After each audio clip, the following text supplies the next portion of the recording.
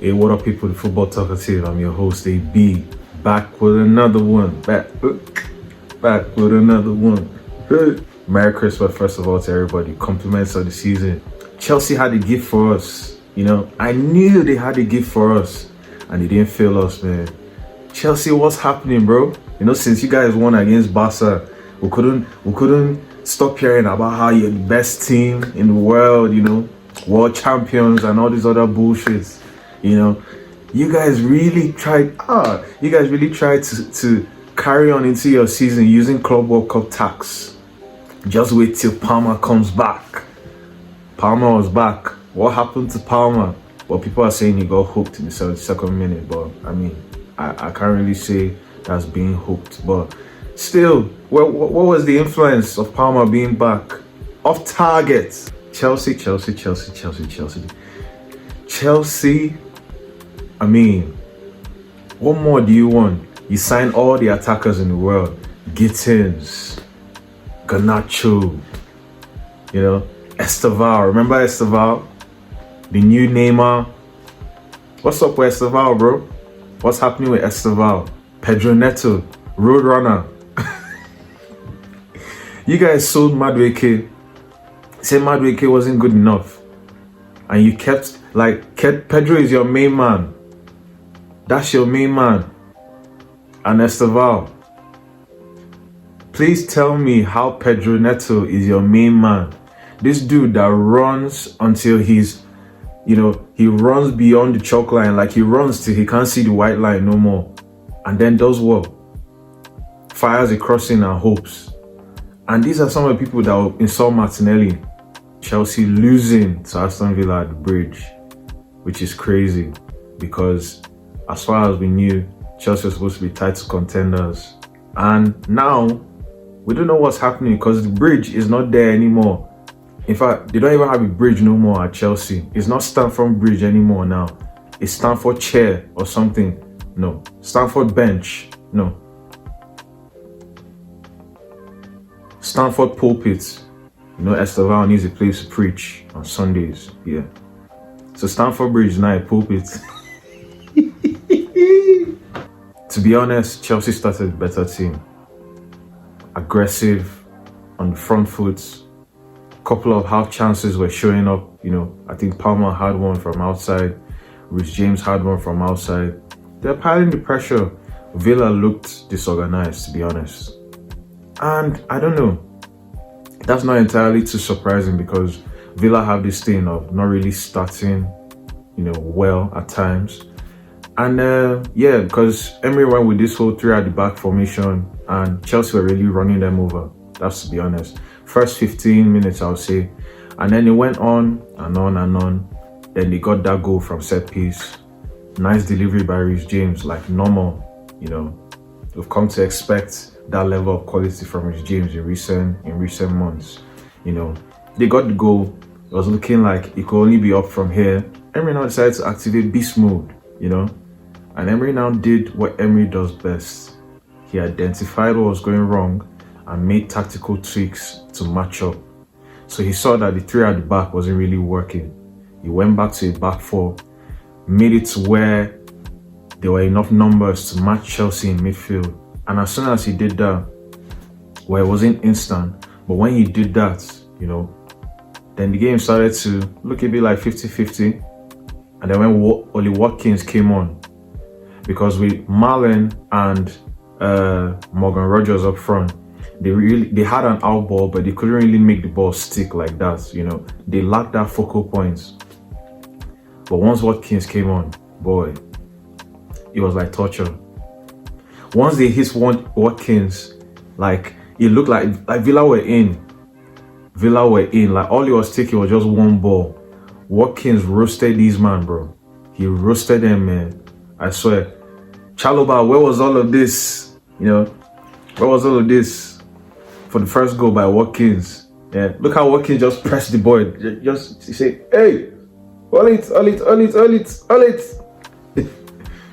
Pressed him down, First goal by Watkins, and since those changes, Chelsea never looked like it could get back. Shinkika was back in the midfield, didn't make much difference. Did what he normally does. got a yellow card. And I think the yellow card is what now led to the free kick, which now led to the save, which now led to the corner kick, which now led to the goal that won the game. I don't know, man. I don't know. I don't know what else you guys need to see. Enzo Fernandez. What does Enzo Fernandez do? Nobody knows. Is he a CM? Is he a DM? Is he an AM? Nobody knows. Just midfield thuggery. That's it. That's it. None of the attackers seem to be good enough. The striker as well. João Pedro tries to, this thing, but he's not exactly the jogger bonito that we're told we'll get. Liam Delap. I don't know, man. This guy has to be like a warehouse worker or something, because this guy is not a striker. In fact, this guy is not a footballer, man. All he does is just back up into defenders. And I mean, nah, man, it was a beautiful day, man. Beautiful day. So yeah, Chelsea losing. I think that makes it a 1 win in 6. You know what I'm saying? And crazy enough, now Liverpool are above Chelsea. Talk about moonwalking down the table. Arsenal stay top of the league. Again, looked very, very comfortable for majority of the game. Deserved the win, but then still found a way to make it a bit difficult and nervy towards the end. David Raya, woof. That save, man. That save was nothing short of like world class. Like that, I don't know, man. That flexibility, that agility to adjust and reach that, in a split second. Because when Minte came on, he started to look like a threat, But yeah, Arsenal managing to keep it that way, secure the win. Very, very important that Arsenal secured the win, because City already won their game. Odegaard had his best game, in the long, long time. Odegaard gave us a classic Odegaard goal, in that kind of half space around the edge of the box. Take a touch, open your body, look like you go far corner and go near post instead. That was a beautiful goal. Very dominant performance by Odegaard. You see, I remember when I made a few comments about like Odegaard and Eze, and how I believe that Odegaard overall, even though Odegaard is not or hasn't been at his like best that we know him to be, but there's a lot of things that he influences on the pitch which are very beneficial for Arsenal. The press, the control in midfield, and people are sometimes too frustrated with like this whole thing about control. But listen, control is the foundation for a lot of things that most dominant sides in the world do. Most dominant teams in the world, both present and past, what makes them a dominant team is because of the amount of control they're able to exert within games. Because you don't become a dominant team without being able to control most of the variables and the outcomes that might take place on the pitch. You get what I'm saying? So like, Odegaard definitely brings that. There's a way he's able to galvanize and dictate and just pull strings in midfield, and pull defenses apart. So he really did that. The touches in midfield, moving around the ball, the attacks that he started, and yeah, Arsenal should have scored more in that game. I don't know what it is, but Arsenal are finishing, but Arsenal is not finishing their chances at the moment. And to be honest, these late goals, conceding these late goals isn't really helping as well, because with the amount of chances being created, Arsenal should be winning a bit more comfortably than that, So I mean, at the end of the day, all that really matters is the 3 points, but still, it's just much better to finish your dinner, kill the game off while you have it in your hands, instead of giving the other team like a chance at fighting back or something like that. Not best game for Victor Gyökeres. He doesn't just seem to build up any momentum at the moment.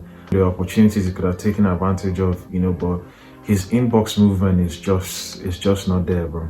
It's just not there. But I don't know why, but when he makes his runs, especially within the box, he just runs in a very straight line, and that lacks any kind of threat. As a forward, as a striker, you need to be able to be more deceptive with your movement. I think I talked about this in one of my previous videos. You need to be more deceptive with your movement. You see, like, you need to be more like dynamic than that. You can't just run straight and expect the ball to come to you.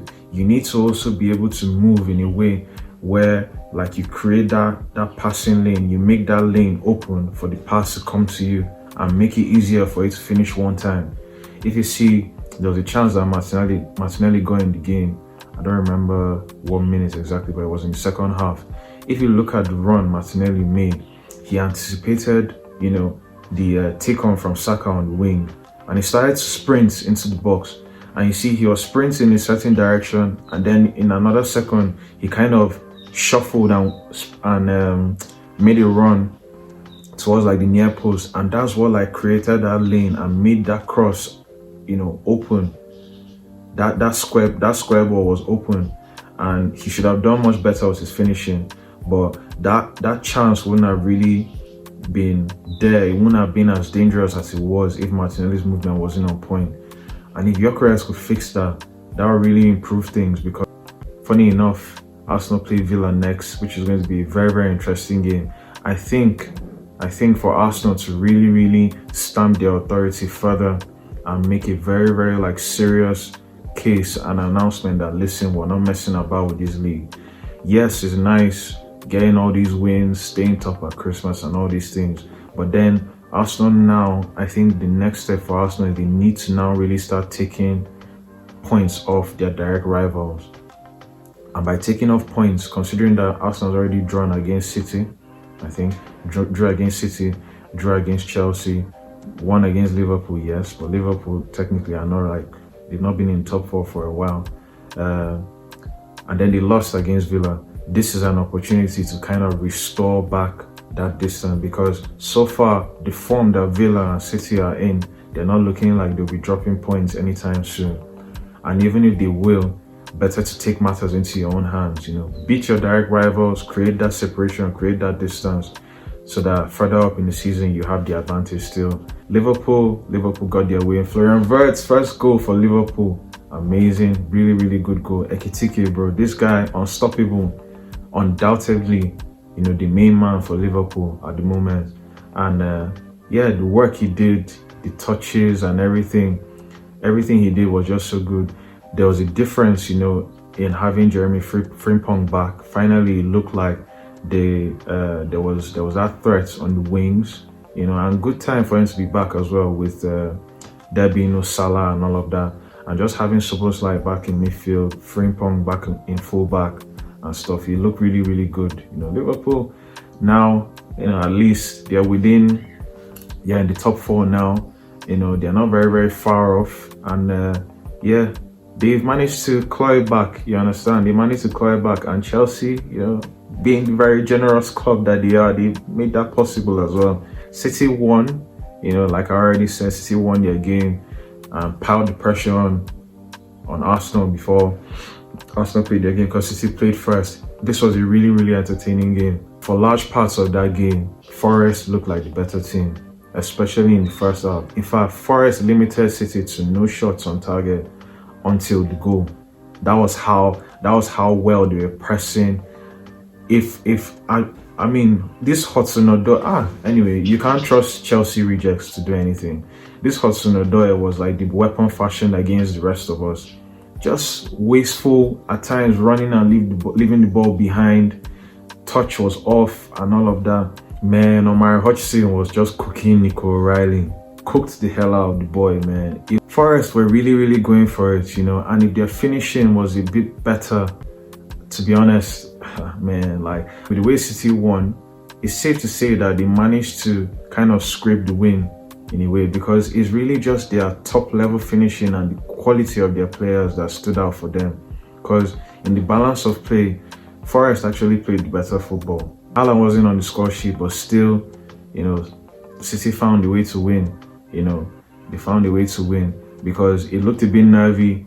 You know, City first scored with their first shot on target. Then Forest now went and scored almost immediately. Mad goal, counter attack. They completely like cut through City like they weren't there. And yeah, Shirky stepping up, man. Shirky stepping up, like really nice finish. And yeah, it was I mean, important win for City to keep up in terms of like the distance with the top of the league and all of that. But yeah, not entirely the flowing best from City. When your backs are against the wall, and you're not having like your best day, so to speak, especially away from home, that's really all you can do. Just be professional, win the game, and get 3 points and go. Because they also had a bit of luck with the whole, potential red card situation. I mean, these guys, they currently are evading 100 and how many charges. So if they can evade charges like that, was a simple red card. So yeah, Manchester United with the W. Can't imagine a week when you're the only team that lost and United get the W. That was crazy. Pachidogu with volley, really sweet volley as well. But United almost threw it away, they almost threw it away. Amorim almost did what Amorim does and almost threw the lead away, because I don't know, for some reason United began to like retreat and become like ultra defensive, and that just made the team, grow more and more into the game. And they really looked like scoring. In fact, they should have scored. United managed, they escaped, I mean, to be honest, to United, they actually did really well to like limit Newcastle and stuff. Like Newcastle forwards were like non-existent. Voltemade quiet. Gordon was like complete trash, bro. Trash. It was so bad from Gordon. In fact, like Gordon just looked like invisible. Like he might as well not even have been there. You get what I'm saying? But that was how well like United managed to like limit them and stuff like that. Obviously, Newcastle piled the pressure. They were really like trying and trying and trying. But part of them being able to try the way they did is because Amorim's changes at times and just the tactics, like he invited pressure and just made it more and more risky per minute every time. But United managed to hold on. You know what I'm saying? Pachidogu had like probably his best game in United shirt.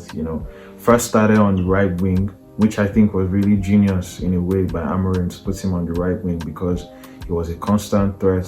His energy, tracking back and all of that.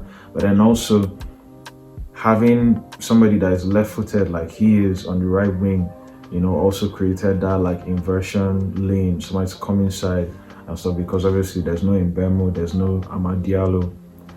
Shesko had like a 50-50 kind of game, at times sloppy to the touch, but then again, even before he went off, you see like he had that shot on the bar. And if you can do more things like that, that will really help United, because they will need him this period while Mbemo and Diallo are away at AFCON. United, they really put up a strong like performance against Newcastle. It's just they almost made this whole video would have been about them in a second. But yeah, United, kudos United. Yeah, you did okay. Yeah. Thank you for watching, man. Please, like always, support the channel, like and subscribe. Turn on bell notifications so you know every time I drop a video. And yeah, thank you for the support so far. Thank you for the comments. Can't wait to see what you guys say to this one. Plenty of football, festive fixtures, back-to-back football. This is what we love. And yeah, man, I'll be back with another video soon. Thanks again for watching. Bless up, guys. Peace.